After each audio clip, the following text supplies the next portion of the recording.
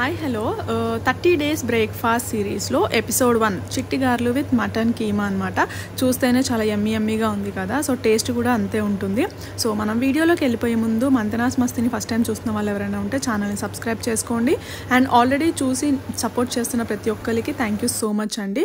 So first మనం mutton కీమాకి start చేసేసుకుందాం. So ఒక ప్యాన్ పెట్టుకొని దాంట్లో ఆయిల్ వేసుకొని, ఆయిల్ వేడెక్కిన తర్వాత జీలకర్ర వేసుకొని, నేను ఇలాగా పచ్చిమిర్చి ఆనియన్ కలిపి చాప్ చేసేస్తాను. సో నేను ఏ కర్రీకైనా ఇలా చిన్నగానే ఈజీగా ఉంటుంది కదా అని నేను దీంతోటే చాప్ చేస్తానమాట. సో ఉల్లిపాయ ముక్కలు అండ్ పచ్చిమిరపకాయ ముక్కలు వేసి బాగా ఫ్రై అవ్వాలి. సో నార్మల్గా నాన్ వెజ్కి కొద్దిగా ఆయిల్ ఎక్కువ ఉంటేనే టేస్ట్ బాగుంటుంది. సో మళ్ళీ ఆయిల్ ఎక్కువ వేసేసానని కామెంట్ చేయొద్దు, మీకు కావాలంటే కొద్దిగా తక్కువ వేసుకోవచ్చు. కొద్దిగా ఫ్రై అవుతూ ఉంటే అందులో అల్లం వెల్లుల్లి పేస్ట్ వేసుకోవాలి, వేసి కూడా బాగా ఫ్రై చేయాలి. అండ్ మనకి ఆనియన్ ఫ్రై అవ్వడానికి సాల్ట్ వేస్తే బాగా ఫ్రై అవుతుంది అని త్వరగా ఫ్రై అవుతుంది అంటారు కదా, సో అందుకని సాల్ట్ ముందే వేసేసుకోవాలి కూరకి సరిపడా. అండ్ కొద్దిగా పసుపు. సో ఇంతే అండి, ఇంతకు మించి ఫస్ట్ ఏమీ వేయకూడదు. సో ఇది బాగా ఫ్రై అవ్వాలి. ఎలా అంటే చెప్పాను కదా మీకు, మనకి అడుగు అంటుతూ ఉంటుంది చూసారా ఉల్లిపాయ, అంతలా ఫ్రై చేయాలి. ఏ కర్రీ అయినా ఆనియన్ ఎక్కువ ఫ్రై అవుతేనే టేస్ట్ బాగుంటుంది, లేకపోతే ఏంటంటే కొంచెం ఆనియన్ స్మెల్ రావటము, లేకపోతే కొద్దిగా స్వీట్గా ఉండటము ఉంటుందన్నమాట. సో ఇప్పుడు నేను చూపించినట్టుగా మన ఆనియన్ అయితే ఫ్రై అయిపోయింది. అందులో మటన్ కీమా వేసేస్తున్నాను. వాటర్ మొత్తం తీసేసి వేయాలండి కీమా. మనకి కీమా జనరల్గా 3-4 టైమ్స్ బాగా వాష్ చేయాలి. వాష్ చేసిన తర్వాత వాటర్ని మొత్తం పిండేసి వేయాలన్నమాట. సో ఇలా ఇప్పుడు చూస్తున్నారు కదా. సో ఇప్పుడు ఇందులో మనం కొద్దిగా ఫ్రై అవ్వగానే దాంట్లో నుంచి మనకి వాటర్ వస్తాయన్నమాట బయటికి. సో ఆ వాటర్ వచ్చి మళ్ళీ ఆ వాటర్ తోటి మొత్తం బాయిల్ అయ్యే వరకు ఇంకా దీన్ని ఫ్రై చేస్తూనే ఉండాలి. సో ఇలా కొద్దిగా కదిపి మూత పెట్టేస్తే ఫాస్ట్గా మగ్గుతుంది అనమాట. సో అలాగా ఒక 2-3 టైమ్స్ కదుపుతూ మూత పెట్టేస్తూ ఉంటే మనకి కావాల్సినట్టుగా ఫ్రై అయిపోతుంది. సో ఇంక ఇందులో అయితే ఇంకా వేరే కారం అయినా ఏం వేయట్లేదు, ఫ్రై అయిన తర్వాత వేయాలన్నమాట. సో ఇలా 2 మినిట్స్ తర్వాత చూసారా మనకి అందులో నుంచి వచ్చేసే వాటర్ నేను చెప్పినట్టుగా. ఈ వాటర్ అంతా కూడా మనకి అయిపోయే అంతవరకు అవి ఫ్రై అవ్వాలన్నమాట. అండ్ మనకి అది మొత్తం ఎలా తెలుస్తుందంటే మొత్తం ఫ్రై అయిపోయి వాటర్ కనపడకుండా లైట్గా ఆయిల్ ఒక్కటే కనపడుతుంది. సో అంతలా ఫ్రై చేయాలి. అలా ఫ్రై చేస్తేనే టేస్ట్ చాలా బాగుంటుంది. ఫస్టే వాటర్ పోయకూడదు. సో చూసారా ఇప్పుడు ఇందులో మీకు వాటర్ కనిపించట్లేదు, ఓన్లీ లైట్గా కింద ఆయిల్ మాత్రమే కనపడుతుంది. సో ఇప్పుడు మనం ఎంతైతే స్పైస్ తింటామో దాని ప్రకారంగా మనం కారము అండ్ మసాలా పొడి, ధనియా పొడి అవి వేసుకోవాలి. సో మేమైతే కారం ఎక్కువే తింటాము, సో నేను కారం 2 స్పూన్స్ వేసాను. అండ్ మసాలా పొడి కూడా నేను 1.5 స్పూన్ వేసాను అనమాట.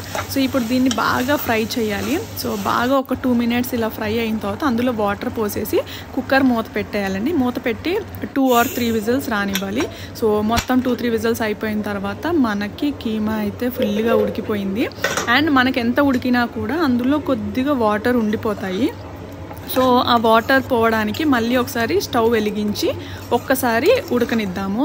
సో అది ఉడుకుతూ ఉంటే మనం పక్కన తాలింపు వేసుకోవాలన్నమాట. సో దానికి నేను చిన్న గిన్నె పెట్టి అందులో ఆయిల్ వేసాను. ఆయిల్ వేడెక్కాక అందులో కాస్త జీలకర్ర అండ్ వాష్ చేసి పెట్టుకున్న కరివేపాకు అండ్ వెల్లుల్లిపాయలు ఎంత ఎక్కువ వేసుకుంటే అంత బాగుంటుంది అండ్ క్రిస్పీగా ఉంటుంది అనమాట లాస్ట్లో వేసుకుంటే. సో ఇలా కచ్చాపిచ్చ దంచుకొని వెల్లుల్లిపాయలు వేసుకోండి. సో దాని తర్వాత ఎండుమిర్చి అండ్ ఫైనల్గా కొత్తిమీర వేసి ఒక 2 మినిట్స్ ఫ్రై అవ్వనివ్వాలి. నేను మొన్న బిర్యానీ రెసిపీ పెట్టినప్పుడు ఒకరు కామెంట్ పెట్టారు, పలావ్లో ఎండుమిర్చి వేస్తారా అని చెప్పి. మేము పలావ్లో కర్రీస్ అన్నిటిలోనూ మేము ఎండుమిర్చి వాడతాము. అది డిపెండ్స్ అండి, ఒక్కొక్కళ్ళ టేస్ట్ అంటే వాళ్ళకి కావాల్సినట్టుగా వాళ్ళు వండుకుంటారు కదా. బట్ మేమైతే ఎండుమిర్చి అన్నిటిలోని వేస్తాము. సో ఒకసారి ఇది ఫ్రై అవ్వాలి బాగా, లైట్ గోల్డెన్ బ్రౌన్ వచ్చే వరకు. సో ఇలా ఫ్రై అయిన తర్వాత మనకి క్రిస్పీగా తెలుస్తుంది. మనం ఇలా కదిపినప్పుడు ఇలాగే సౌండ్ వస్తూ ఉంటుంది కదా బాగా ఫ్రై అవుతే. సో ఇలా లాస్ట్లో తాలింపు పెట్టుకుంటే చాలా బాగుంటుంది అనమాట. యాక్చువల్గా నేను ఫస్ట్ పెట్టేదాన్ని, బట్ మా హస్బెండ్కి అవి క్రిస్పీగా తగలాలి, ఆయనకి ఇలా ఇష్టం. సో అందుకని ఒకవేళ నేను ఫస్ట్ పెట్టినా కూడా లాస్ట్లో మళ్ళీ తాలింపు పెట్టమని అడుగుతారు. అందుకని ఈ టైప్లో చేయటం స్టార్ట్ చేసామన్నమాట. సో లాస్ట్లో ఇలా తాలింపు పెట్టుకుంటే కర్రీ అయితే అదిరిపోతుంది. మీరైతే ట్రై చేయండి, ఇలాగా డెఫినెట్గా టేస్ట్ అయితే బాగా నచ్చుతుంది. సో మన కర్రీ రెడీ అయిపోయింది. నెక్స్ట్ మేమైతే నైటే నానబెట్టేస్తాము. యాక్చువల్గా అయితే 4 hours సరిపోతుంది, బట్ మార్నింగ్ బ్రేక్ఫాస్ట్కి మధ్యలో లెగిసి ఎందుకులే అని చెప్పి నైటే నానబెట్టేస్తాం. ఇలా ఒక 3-4 టైమ్స్ వాష్ చేసుకున్న తర్వాత గ్రైండర్లో వేసుకోవాలి. యాక్చువల్గా మనకి కొద్దిగా క్వాంటిటీ సరిపోతుంది కదా అని చెప్పి కొద్దిగా నానబెట్టి మిక్సీలో వేసామనుకోండి, మనకి ఆ గారె అనేది గుళ్ళగా రాదు. దాని బదులు ఏంటంటే ఎక్కువ పప్పే నానబెట్టుకొని ఇలా గ్రైండర్లో వేసుకుంటే కొద్దిగా పిండి మనం గారెలకి వాడినా కొద్దిగా రవ్వ కలుపుకొని ఇడ్లీ పిండి కింద వాడుకోవచ్చు అనమాట. సో దాంట్లోకి ఉల్లిపాయలు, పచ్చిమిరపకాయలు అండ్ అల్లం ముక్కలు కట్ చేసి పెట్టుకున్నాము. సో చూసారా పిండి అయితే ఈ కన్సిస్టెన్సీలో రుబ్బాలన్నమాట, ఎక్కువ వాటర్ పోయకూడదు. సో ఇందులో కొద్దిగా సాల్ట్ వేసి బాగా మిక్స్ చేసేస్తున్నాను. యాక్చువల్గా నేను ఫస్టే ఆనియన్ అయి కలపట్లేదు, ఎందుకంటే మా పిల్లలు ఆనియన్, పచ్చిమిర్చి అవి ఉంటే గారెలు తినరు అనమాట. సో ప్రతిసారి మేము ఏం చేస్తామంటే ఫస్ట్ ఒక రౌండ్ నార్మల్ గారెలు వేసేస్తామన్నమాట పిల్లల కోసం. ఆ తర్వాత మేము అందులో పచ్చిమిరపకాయలు, ఉల్లిపాయలు, అల్లం అవి కలుపుకుంటాం అనమాట. సో మన పిండి రెడీ అండ్ ఆయిల్ అయితే వేసేసాను. ఇది ఫ్రై అయిన తర్వాత గారెలు వేయటం స్టార్ట్ చేసేద్దాం. నేను చెప్పాను కదా ఫస్ట్ అయితే పిల్లలకి వేస్తానని. సో గారె వేసేటప్పుడు మన చెయ్యి ఒకసారి ఇలా నీటిలో తడుపుకుంటే ఏంటంటే మనం ఇలా చేసిన తర్వాత ఆయిల్లో వేసినప్పుడు ఫ్రీగా వదిలేస్తుంది అనమాట చెయ్యి నుంచి, లేకపోతే హాఫ్ చేతికి ఉండిపోతుంది అండ్ హాఫ్ ఆయిల్లో పడిపోతుంది అనమాట. గారి షేప్స్ రావు. సో ఇలా చిన్న చిన్నగా వేయటం వల్ల ఏంటంటే మనకి తినడానికి ఎక్కువ క్రిస్పీగా అనిపిస్తుంది, లోపల పిండి పిండిగా ఉండదు అండ్ ఫాస్ట్గా వేగుతాయి అనమాట. సో యాక్చువల్గా మా ఇంట్లో ఏ పిండితోటి అంటే లైక్ బజ్జీలు కానీ గారెలు కానీ ఇలాంటివి ఏ వేసినా ఎక్కువ పిండి ఉందనుకోండి లోపలదంతా తీసేసి ఓన్లీ పైదే తింటారనమాట. సో ఇలా మనం పల్సగా చేయటం వల్ల మనకు అలాగా లోపల పిండిని తీసేయకుండా తింటారు అండ్ టేస్ట్ కూడా బాగుంటుంది. చిన్నగా ఉంటే ఎక్కువ క్రిస్పీ వస్తుంది కాబట్టి.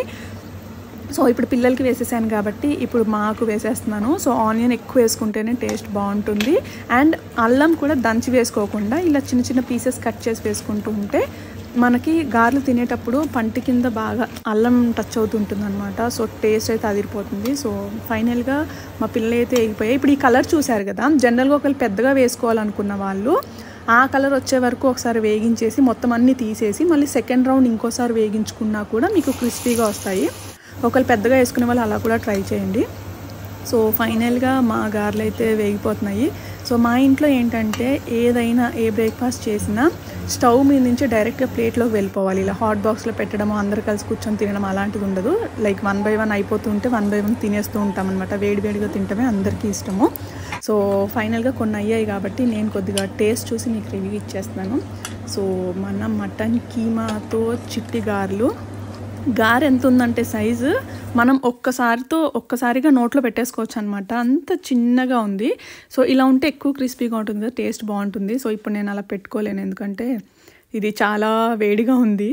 సో అదనమాట, పక్కన వేగుతూ ఉంటే పక్కన తింటే భలే ఉంటుంది టేస్ట్. చల్లారిపోతే టేస్ట్ అంతా ఉండవండి గారెలు, మెత్తపడిపోతాయి, క్రిస్పీనెస్ ఉండదు. సో మొత్తానికి నా చిట్టి గారెలు విత్ కీమా కర్రీ సూపర్గా ఉంది టేస్ట్. మీరు కూడా ట్రై చేయండి, డెఫినెట్గా నచ్చుతుంది. అండ్ ఇది ఎపిసోడ్ 1. ఇలాగే నేను 30 డిఫరెంట్ బ్రేక్ఫాస్ట్స్ నేను సిరీస్ చేస్తున్నాను. సో మీ అందరికీ నచ్చుతాయని అనుకుంటున్నాను. మీరు కూడా ట్రై చేసి ఎలా ఉందో నాకు కామెంట్ చేయండి. అండ్ ఇంకా ఎవరైనా మంతనాస్ మస్తీని సబ్స్క్రైబ్ చేసుకునే వాళ్ళు ఉంటే సబ్స్క్రైబ్ చేసుకోండి. And thank you so much for watching this video అండి.